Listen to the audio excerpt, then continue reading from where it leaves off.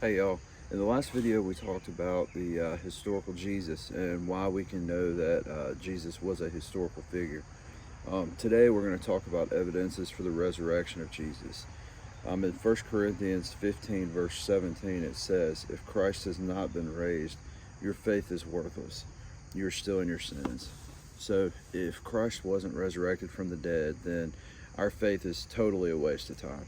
We have nothing to stand on, nothing to believe in, nothing to have faith in. So this is vital for our faith to be able to defend this. And today, like the historical Jesus, we don't have the time to go into an exhaustive study. So we're just going to cover 6 different reasons why we can rest assured that Jesus was resurrected from the dead. The first one was that we're going to start simple. It was recorded by 4 independent witnesses: Matthew 28, Mark 16, Luke 24, and John 20 all document the resurrection of Jesus. And while some people would say that the sources of, coming from the Bible would be kind of biased, as we talked about last video, these are historical documents. They're not just, a story written with, some truth. They're history. And so we can rest assured that we can trust that. Number 2 is typically accounts aren't gonna, or the accounts of the resurrection include inconvenient truths. And what we mean by that is, if I'm gonna tell you a story and I'm gonna, embellish something, and I'm gonna want to make it easy for you to believe, then I'm not gonna include any details that are gonna kind of hurt my the validity of my story. And that's exactly what we see in the Gospels. For instance, one of the people that Jesus first appeared to was a woman. And while in our culture that might not be too big of a deal, in the culture back in Jesus' time in the Roman Empire, a woman would have no authority to testify. So she would not be a valid witness at all. So if they were embellishing this story or they were making it up, the fact that he appears first to a woman would have actually really been detrimental to the story. It wouldn't have been a great way to write something that was, you wanted people to believe that wasn't real. Number 3, and probably one of the most convincing, is that the fulfillment of over 300 prophecies made over hundreds of years before the death and resurrection of Jesus. And this doesn't just deal with the resurrection, but this also deals with identifying Jesus as who he claims he was. Peter Stoner, in his book Science Speaks, calculated the chance of any man fulfilling these 300 prophecies that Jesus fulfilled, that were predicted hundreds of years before his birth, death, and resurrection. And he basically came to the conclusion that the chances of one man fulfilling all of these would be 1 in about 10 to the 17th power. This is an incredible number.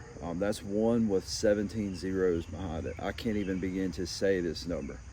And to kind of put that into perspective, the Mega Millions lottery had about a 1.6 billion jackpot in October of 2018, and the odds of winning it were only 1 in 300 billion. And the chances of Jesus fulfilling all of these is 1 in 10 to the 17th power with 17 zeros. 1 with 17 zeros. It's just incredible. Another example of what this means, or how big these chances are, Stoner proposed that we take that many silver dollars, the 1 with 17 zeros behind it, and we lay them across the state of Texas. And if we did that, we'd have so many silver dollars that they would stack up across the state, the entire state, 2 feet deep.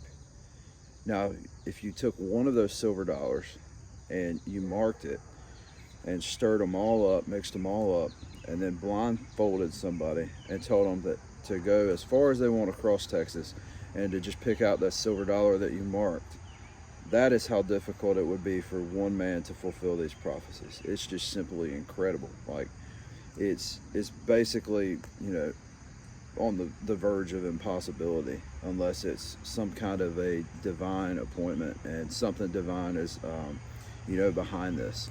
And so just incredible odds that Jesus would fulfill all 300 of these prophecies. Number 4, Jesus' own half-brother is converted to believe that he is who he says he is. In Mark chapter 3, verse 21, we see his own family wanted to take custody of him because they thought he was crazy.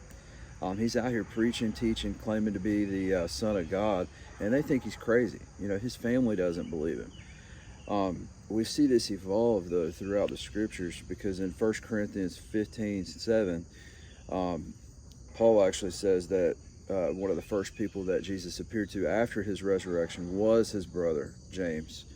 And then we see in the book of James, which was written by this half-brother of Jesus, where James in the first verse claims to be a bondservant of Christ.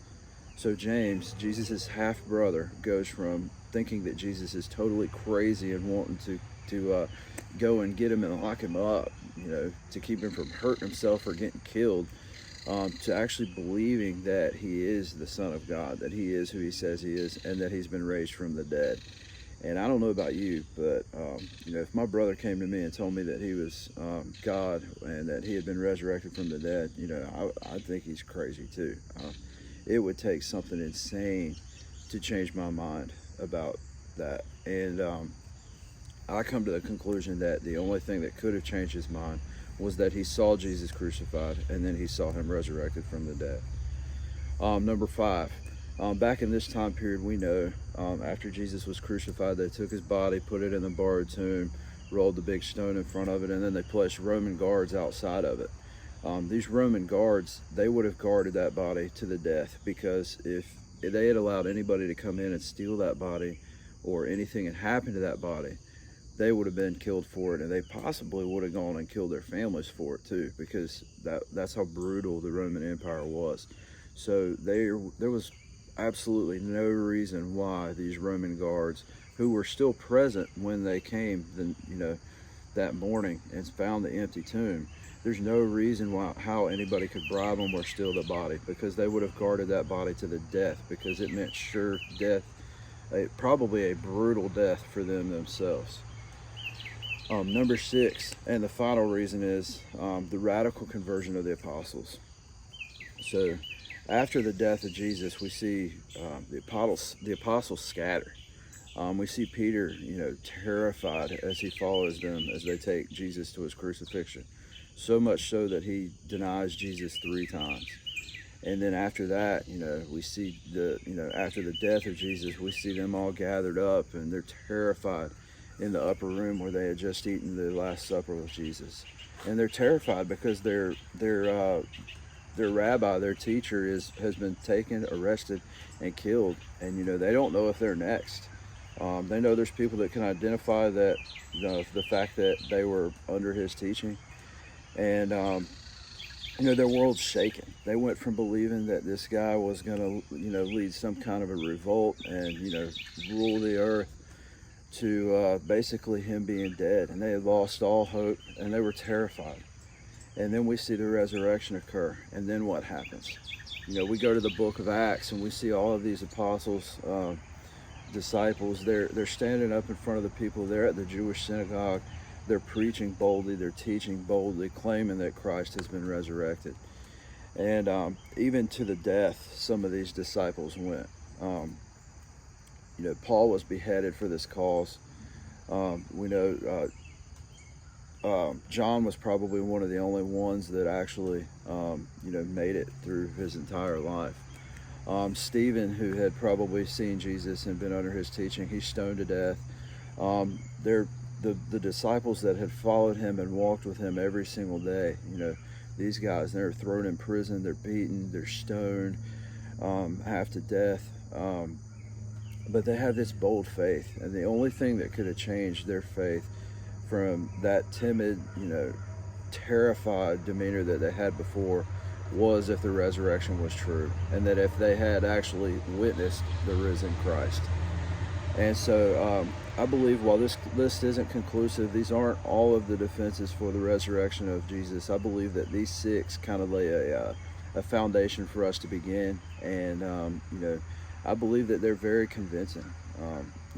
I doubted this. It was something that I had a hard time with, and I researched it, and things like this helped me. But if this video has helped you, please don't forget to subscribe to the channel so you can get future updates, and share these videos with your friends. If there's any topics you want me to hit, or that you would like to see any other type videos, please let me know. Comment, email me, whatever. But please continue to share these videos. I love you. Blessings.